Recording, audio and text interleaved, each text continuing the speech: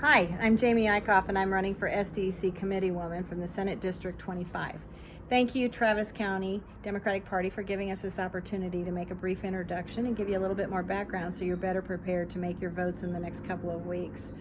I'm really excited to have this opportunity to become a voice for our counties, the 6 counties of the district, up to the Democratic Party. I think that we have some very diverse issues. We have rural issues, we have citywide issues, we have suburban issues.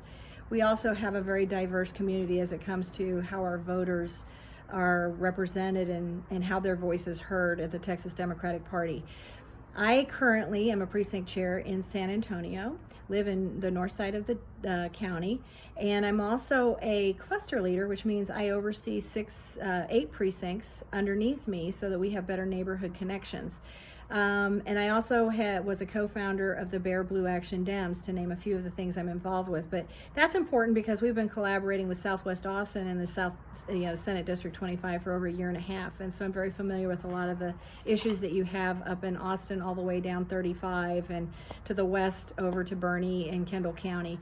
And so I'm looking forward to bringing everybody together, being a better communicator, being present, being a participant in all of your county activities, and sharing those messages up to the Democratic Party.